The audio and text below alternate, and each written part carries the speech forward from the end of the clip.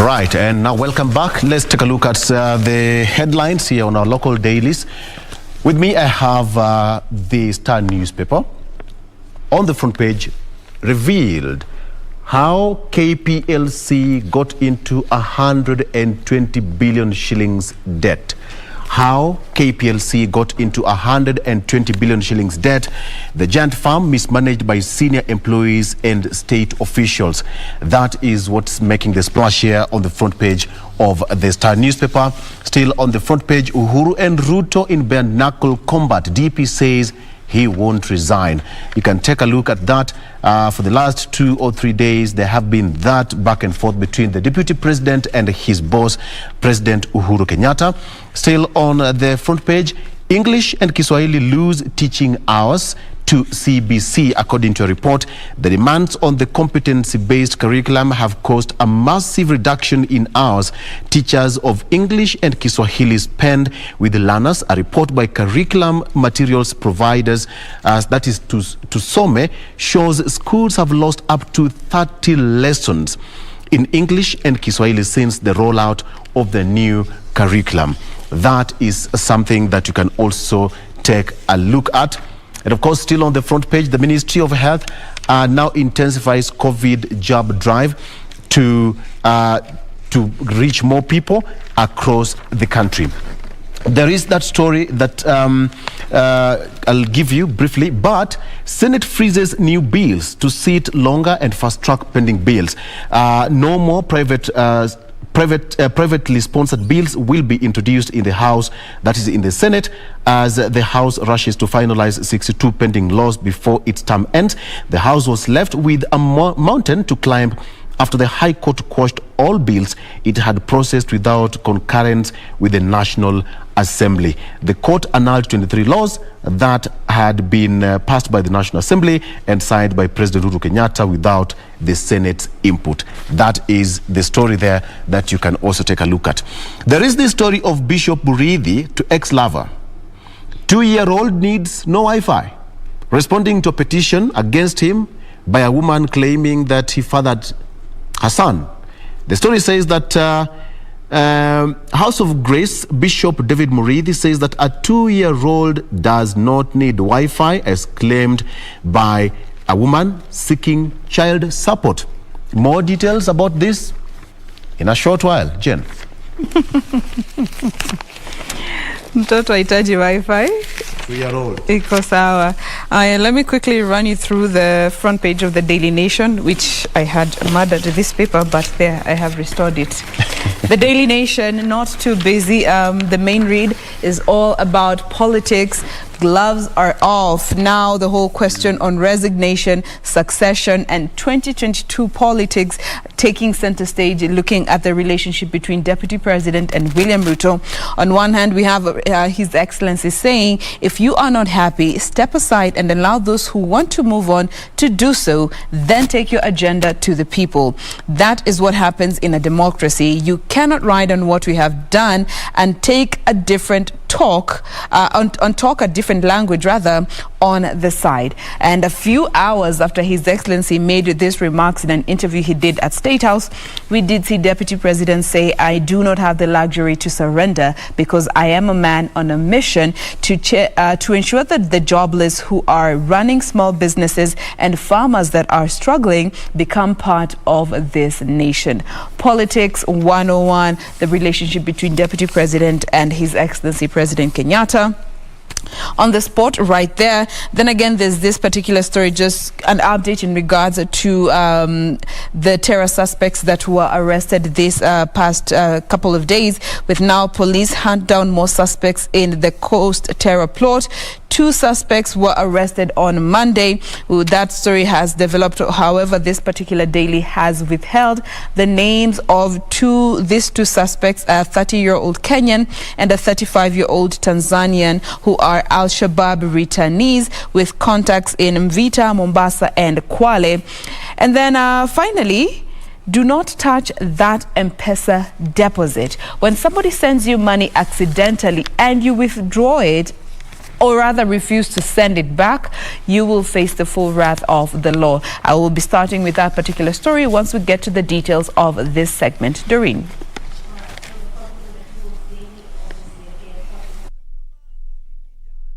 We have what the president just talked about while he was addressing media, and that was the various editors that he was addressing yesterday as well as Monday on matters BBI. Kenya's lost.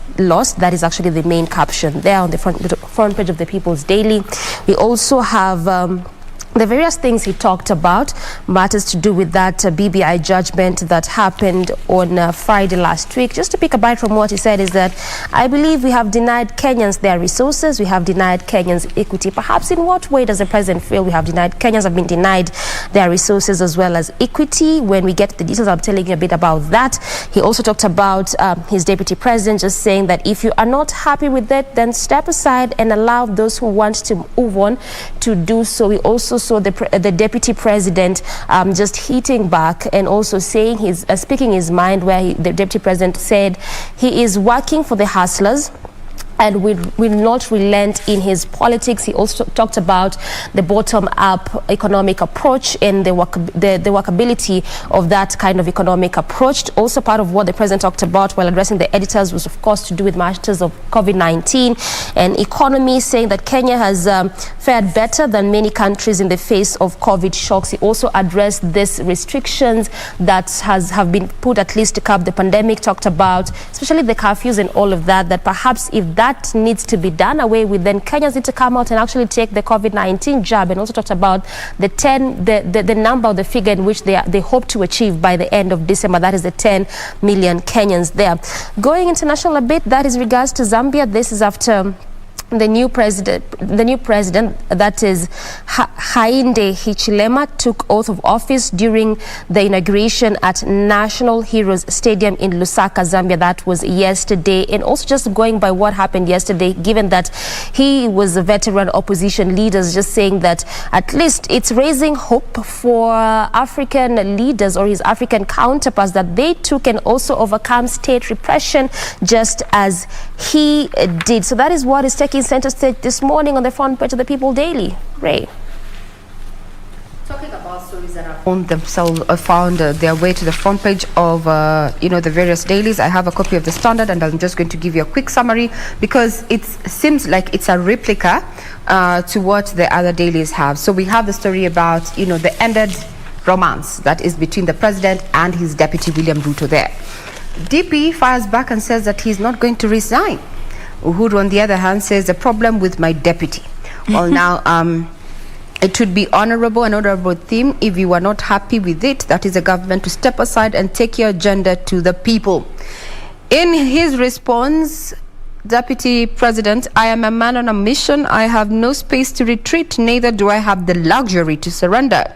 We must make the poor to be part of our nation. Political rhetoric there, back and forth. Well, that found itself on the front page of this particular daily. Then the issue of matters business, where we stand in as far as public debt is concerned. So debt leaves state coffers empty. We'll be giving you details. Then we just saw an arrest of terrorists this week, more or less, in Mombasa. And there's a special report in this particular daily that says the use of beasts of burden as tools of terrorism is increasingly becoming a major source of concern among top country security organs. Now, that is a story that I've not had on the other dailies. Permit me to just skim through as we focus on those stories. It's on page 14. So, it's also gone further to just highlight the cases of terror that we've had. In 1980, Norfolk Hotel, Nairobi, 1980. I don't know how many of you have been born, but yeah, 1980, 20 people died. August 7th, 1998, the U.S. Embassy there, 213 people were killed. September 21st, 2013, the Westgate Mall, siege there, 67 people died. April 3rd, 2015, Garissa University College, we lost 148. Mostly students. And January 15, 2019, the Duce D2 hotel complex in Nairobi, where 21 lost their lives. Now, this issue that, use of donkeys is something that is still, the security apparatus is yet to consolidate, and they're calling it a complex war. The use of donkeys to transport illicit weaponry. Yes, illicit weaponry is crossing from our borders, moving within our towns and cities undetected. Because I want to challenge Doreen, Jane, and Victor, and as well as you, our viewer back at home. How many times do you see, even yourself, when you see a donkey, usually it's ferrying water and such, do you really pay much attention? You assume. I personally assume like, hey, that's just it. But now this report that has been made by the CBO says that use of donkeys, especially in the northern area, because a suspect member of the Al-Shabaab was killed, and security officers intercepted a donkey carrying 2 AK-47 rifles and a bomb-making material at the main Kenya-Somalia border in Liboi, Garissa County. This was last month. Victor, Jane. I see a donkey on the streets. I just look at their faces. They look so sad. And tired. So whenever I see one that is randomly just running around without a cart behind it, I just, you go, Charlie. Go, Charlie. Live free. Okay, I think you've watched Shrek many times. No, for real though, for real. Yes. Victor, what do you think about this issue? And beast of burden, we know that there are areas in this country that totally rely on, donkeys. 100%. Yes. Yeah. What's your take in regard to this development now? I think the police officers in Mombasa did a good job. Basically, terrorism is an international concern, so Kenya is not exempt from such. So they have to be very much alert during this particular period, and terrorists don't announce, they just ambush. So whatever they did in Mombasa, you can imagine the kind of extent of damage that would have been caused down there at the coast. All right, Victor, naambiwa ni kama kuna hitilafu mahali ya mitambo mahali. Are we good now? Ni kama kuna terror attack inaendelea na microphone yako. Very well. The issue of having donkeys, it's called the beast of burden, but people are misusing these animals. And remember, you can be sued because of animal cruelty. Even you, if you mistreat your pet, you can be sued. There is that particular law, animal cruelty, because they are also protected. Meanwhile, as I said, that the anti-terrorism police in Mombasa did a good job. You can imagine the kind of extent, how many people would have lost their lives if at all those guys just and they were just crossing that channel. So they did a good job, and we need to be extra vigilant. We've had our fair share in the past. And then again, everyone is getting smarter in their craft. Absolutely. Even terrorists. Yes. Sasa kama wanatumia punda, mbuzi ndio watashindwa kutumia pia. They use all manner of things. They use all manner of things. Something that can just be disregarded, dismissed, and yet it is a tool of trade. Yeah. And that's what they are using. Let me read something here from this particular report that has been compiled in regard to that matter. They say, noting that terrorists cannot come and plant or transport explosives without the knowledge of the locals. Northeastern Regional Commander Nicodemus Nandala believes collaboration is most crucial in fighting terrorism. We need to be our brothers. Yeah, we need to be vigilant. That's also a factor. Because it can't, honestly, actually, it can't happen without the knowledge of the locals. So clearly just try to show you that in as much as they could be making inroads, kuna mtu pia mahali anawapatianga tu information. Somehow. Yeah. All right, so let's carry on with what's happening on our local dailies. I told you that story about Kenya Power. Revealed how Kenya Power plunged into 120 billion shillings debt. Now, the story starts that imagine buying a phone charger today to use in the next 1,000 years. Okay, sounds funny, right? But this is exactly what utility firm Kenya Power did between 2006 and 2012. An audit of the Kenya Power distributors' stock data seen by this newspaper says that the Kenya Power purchased power distribution accessories to last between 13 to 8,050 years based on average monthly consumption. Where will you be 8,050 years to come? We'll have gone solar. 8,050 years to come. Okay. Hiyo siku overpromisiwa. No more shadow boxing. Uhuru and Ruto in bed. 8,050 years to come. I think someone was just trying to guarantee. I think someone was just trying to ensure that Kenya Power remains the sole distributor Monopoly. of power for a lifetime. But now there's alternatives. Shika hii kalamu utaitumia na generation 7 zifuatazo. Utamaliza mpaka form 4. Okay, all right. No more shadow boxing. Uhuru and Ruto in bare knuckle combat. DP says that he won't resign, but the president warns that he is dangerous and a threat to the country's stability. But a non-repentant Ruto, has told off the president, saying that he has no time to surrender.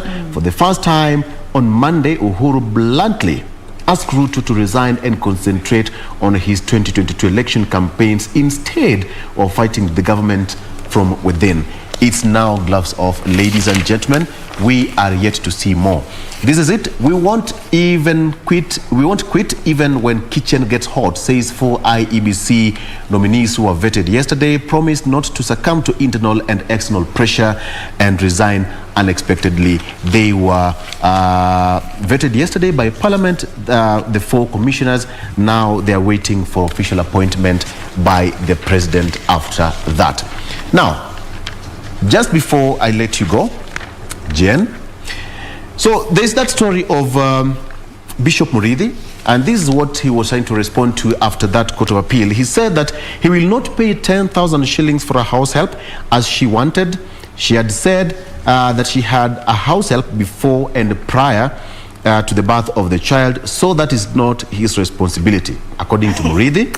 2, he declined her demand for 5,000 shillings electricity, 3,000 shillings Wi-Fi, 3,000 shillings gas, 2,000 shillings DSTV, and 3,000 shillings water. He said the woman paid those bills herself before the birth of the child. The child does not require 35,000 shillings accommodation as the mother demanded, because she was renting a house before the baby was born.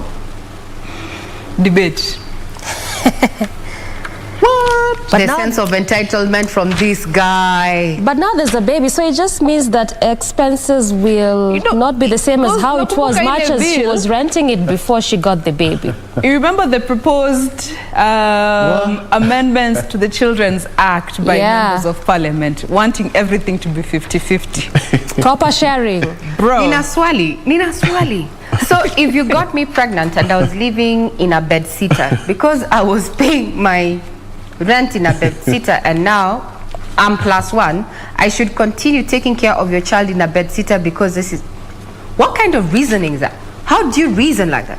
Even when you're looking for a house help, they ask you how many children you have. Yes. Anyone who's brought up a family knows that. I mean, children come with responsibilities. Determine how much you'll pay them. He just came out to sound very clueless, very callous, very assuming, very entitled. And the caliber of the person giving this kinds of reason. And a detached parent. Because trust me, if you are in touch with what it means to be a parent, mi nakwambia Wi-Fi or data utahitaji, especially with modern day technology. Ukiwa na watoto kwa nyumba, you will need a nanny, and we even seeing houses that have a nanny and a housekeeper. Ndio moja anachunga watoto, mwingine anafanya kazi za nyumba. Juu kufanya zote, and especially when there's a number of children involved, it's usually a huge task for the house help or the domestic manager or the nanny that you choose to have in your space. So, housing. Yeah. So let me just add you on top of something. The woman has also chosen a school known as Kyoto. But the bishop said that he cannot afford the fees as he has no regular income and relies on well-wishers for support of the church as well as his family. Okay. When you were doing the deed, Jesus, what did you expect? You know, we cannot be running away from responsibility, and yet we are claiming to be mature, that we can actually be parents. Because when you're doing constitution without taking proper care of yourself, there's bound to be some life. So, and then, remember, this slave did not ask to come. You made it. You need to own up to your responsibility and stop giving us flimsy excuses. Because for me, this just sounds callous. I'm even wondering, how can you even say this? How can you even say this in court? And much less, it's been put on national, it's on national television, it's on the, Yani. Let me throw a spanner in the works, and I'd love to hear what all of you guys have to say about it. This is a conversation I came across yesterday where popular blogger Obare was asking men, why are you a deadbeat father? And for most of them, they were saying, oh, I did not want this child, oh, it was a one-night stand, oh, it was a mistake, we were just having fun, we both consented to this, nilimpatia pesa ya contra, immediately after to just take measures to ensure she doesn't get pregnant, or we were broke at that time, so I absconded. Many reasons all over the place. But the general tone in that conversation is that they were not ready to have that child, and most of them felt like they were forced to take care of a child that they were not ready or wanted. Now, my question is, in such a situation, number one, when you both consented to engage and consequently end up pregnant, one partner doesn't want to keep the child and the other wants to keep the child, and you find the one that wants to keep the child forces the other one to take responsibility of this child that they did not want in the first place. Debate. As in, how do you say you are not ready? Like, it's so obvious when you are engaging in the deed, chances are this person might get pregnant, and chances are they will obviously give birth. So how would you say you are not ready? In what way? Then don't engage. Don't engage in adult activities if you're not ready to take up adult responsibilities. Period. Yeah, don't engage, because it's obviously at some point, because the moment you start engaging, you will obviously be engaging. So at some point this person will get pregnant. So how are you not ready? In what way? I just don't get it. Or be a responsible adult. Jeez, and this comes to, are we having candid sexual reproductive conversations? That's the thing, Regina. There are so many young ladies and boys, for that matter, that are single parents out there, very young. By the way, the age group that was speaking to this conversation, the huge, like 70-80% was under 30, and that's mostly for the guys, but for the ladies, they were going to as young as 18-16. They engaged, they got pregnant, they wanted to keep the child, but the other partner did not want to for financial reasons, or not just being in that space to become a parent.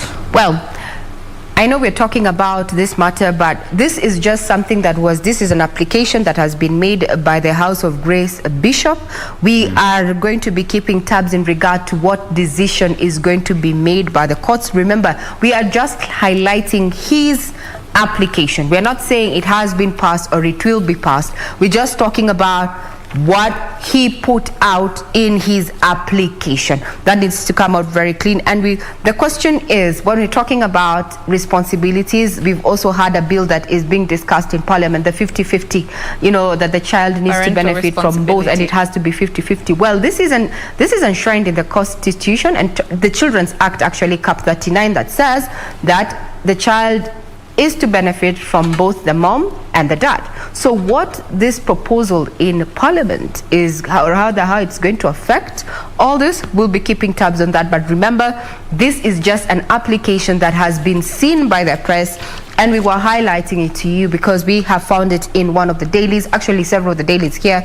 These are just by our opinions because this has not, a ruling hasn't been made yet in this regard. So yeah, matters of sexual reproductive health is something that we need to talk about, Jane. When you leave it to the woman, I think there's a question I need to ask you and even rope in Victor. When it comes to matters of contraception, who bears the responsibility? Who should take charge? Let's start off with you, Doreen. Both should take charge. Okay. Both the man and the woman should take charge. Okay. Jane? There are variables that would determine this decision. Number one, are you in a relationship or are you single? And number two, how advanced is that relationship? Those are two factors that would, in my case, determine who, with either individually or collectively, on the type of contraception to take up. Before, Victor, you give me your answer, I'd want to ask you a general question. If you were, I'm hypothetically, because I do not know your status, you might be in a situationship, entanglement, you know. Cruise ship. Yes. As a man, would you weigh in on what your woman takes as contraception? Oloo. Is that directed to Oloo? Yes, Victor. You know, basically when, let me speak from a serious kind of relationship situation. Thank you very much. Committed relationship. Exactly. Committed relationship. Both of you will have to talk about it. There is no two way about it. You have to discuss, one, why you have to get into to use contraception. Exactly. Why either of the party can decide to use one. Yes. All right. Either. I like the way you've said. Either of them. Depending on the medical ground. That is according to me. First of all, you have to consult your doctor. What are the reasons? Either party could be undergoing a certain procedure. You underwent a certain procedure, maybe your first birth or second one or whatever it was. Then you have to talk about it and discuss, but under the advice of a professional. So, well, it's something that can be debated over and over and over again. Yes, that's according to me. Jen. Unaweza funga hika maneno? Nimemaliza. Basi. Nimemaliza. Let's take a break. Yes. As the man of the house, right? Okay, on a lighter note. Debate. Polygamous man. Let's take a break. The show still continues after this. Yes.